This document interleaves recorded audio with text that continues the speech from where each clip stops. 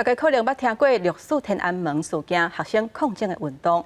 在1949年的时阵，咱台湾的台大甲台师大嘛捌发生过校园白色恐怖，或者四绿事件。迄当中有300多个学生去互政府掠去，出现校园政治监控的现象。即嘛有民间团体甲学生团体去代志发生的现场，用哪讲哪行的方式讲这段历史，互大家了解。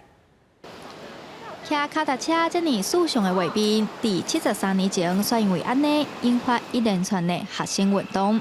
当年台湾大学参成立师范学院有2位学生，因为想在和警察抓起来，甚至受到拷打。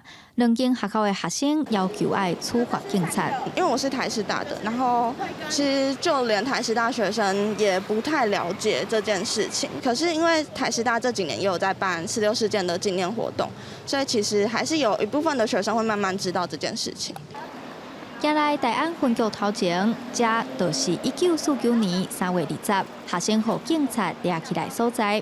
随后，学生发动游行抗议，更加发展成做串联全台湾的学生暗会。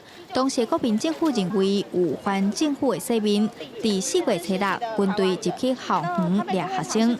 即阵有民间团体用走读的方式，带民众哪行哪了解四绿事件发生。透过你家己去行去熟悉这个所在，你才会发现讲啊，原来我生活的这个所在，伊和正正的历史是有关系。我感觉你爱用你家己去行去看，你才会知伊是安怎会遮尔重要。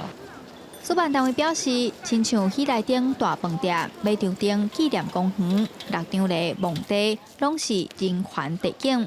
望大众透过亲身行踏，一步一步体会生活中的历史现场。记者杨思晴、谢桂林台北报道。